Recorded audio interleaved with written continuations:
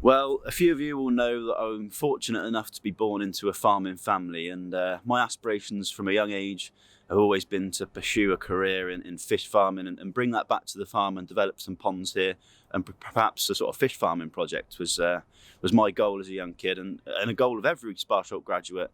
When they leave college, that's the ultimate goal for anyone who's got a passion for fishing, is to grow the things, isn't it? So that's what I did when I left college, but also I carried on working with Andrew Ellis when I left college at AE Fisheries, and you sort of quickly realised that we were visiting more fisheries that had too many fish rather than not enough. So I didn't feel like there's much of a demand for fish, knowing that there's already lots of reputable suppliers in the industry, and I didn't really want to have to compete and put myself under pressure to sell fish.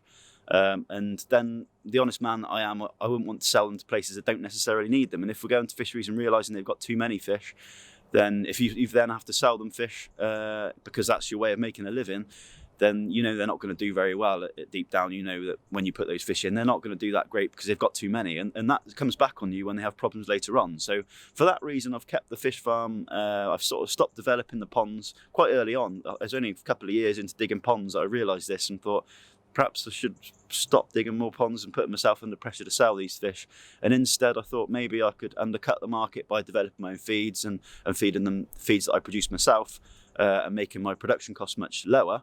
And maybe I could undercut the market and have an edge that way. But obviously, the BP Milling has grown and snowballed into a big business, supplying hundreds of tonnes to fisheries all over the UK and further abroad. And that's where my focus has been now, on working with that business. And the fish farm has stayed very small, and how it was when I started developing those ponds those years ago. And that's the job we've got today. Really excited. Any of you that grow fish yourself will know how excited I am today, because today we got the task of harvesting one of the ponds, the original pond actually on the farm, the first one that I developed.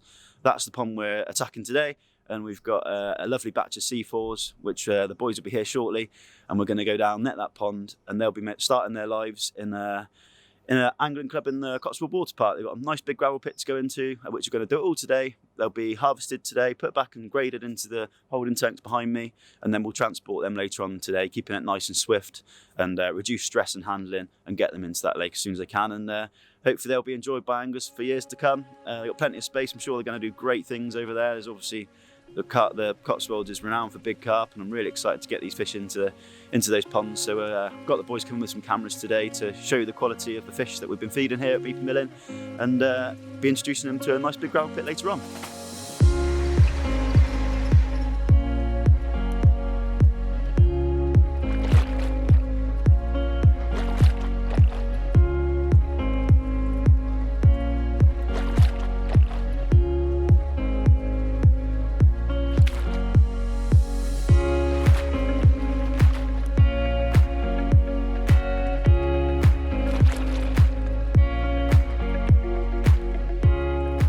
So we've just done the first sweep on harvesting these C4s that we've got to take to the water park today in the Cotswolds. Got a nice big gravel pit for these to go to. Hopefully there's 25 in here.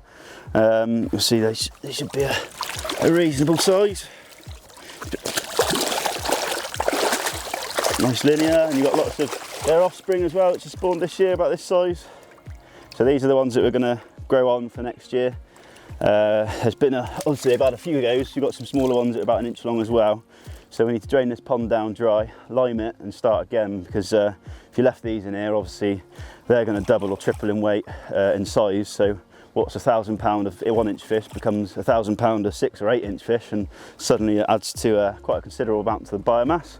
And we want to control that biomass so they get a good growing season next season, and we can control the amount of feed we're giving them, and hopefully we'll get a good crop again next year. But yeah, real fertile pond this one. It's the oldest pond on the site.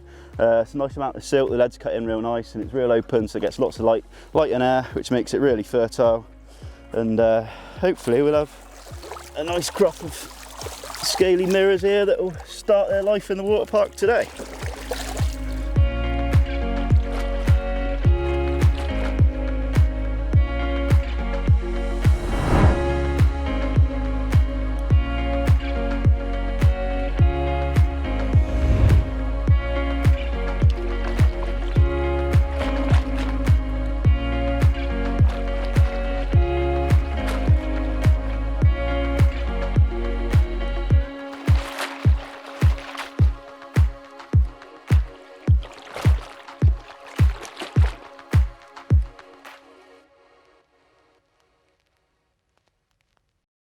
Right, so we've just got the fish back up to the holding tanks now, so we're going to sort the big ones from the little ones. So we've brought everything up in the same tank, so now we've got to grade out. First we'll get the big ones out by hand and we'll do a little sample weigh, see how they've done. First fish out was about average size and it was about 11 pounds, so I'll see if I can find another one now.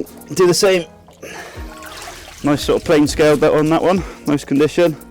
I should have thought that's a bit smaller, maybe sort of £9 I reckon. So we've got the biggest one here now, it's a nice linear. Let's see what weight she goes.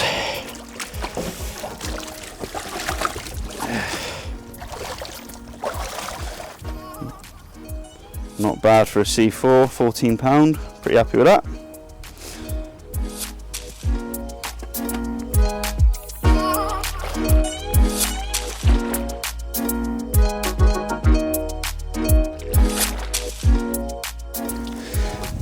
So another nice clean mirror there.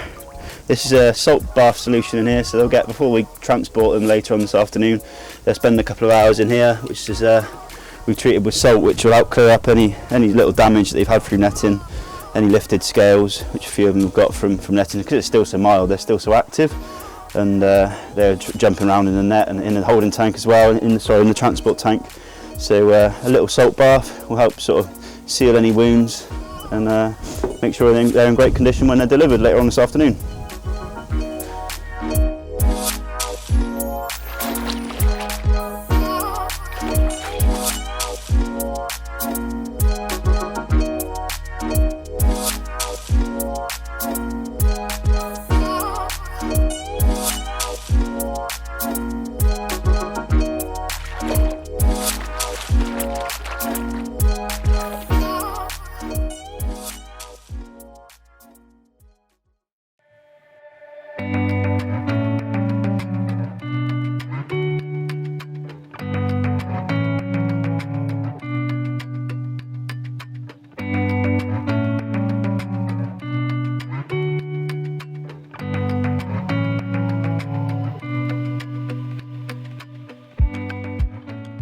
Here we are in the water park.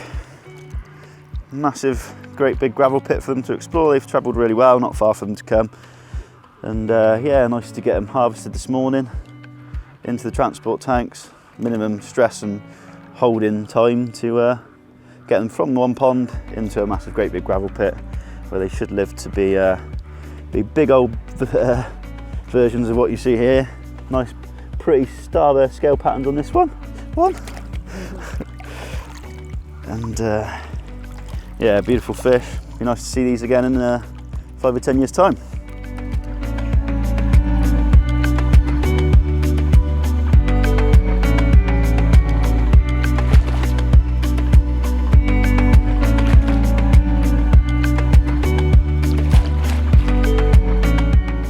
Real nice linear. That'll fit out lovely in here. The same. Beautiful.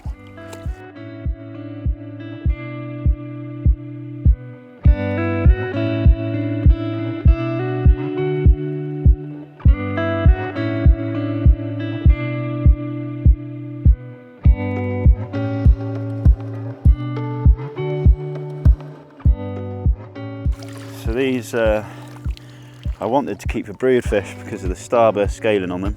That's the sort of what I was trying to promote in my fish. But they're getting too big for the pond, and there's an opportunity to put them into this big pit. So there'll be these water park starbursts.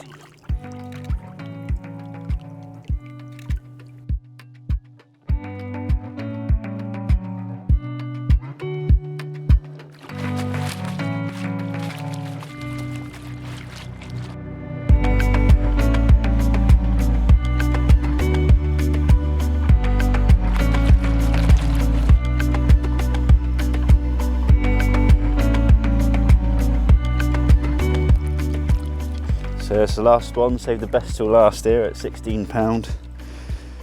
And historically the fish that I've bred came from a single batch from Andrew Ellis, which were from the north of the Cotswolds. And today we're putting them back into a nice big gravel pit in the Cotswolds. But hopefully they'll get massive and be history for the park. Lovely. So yeah, we're all done for the day.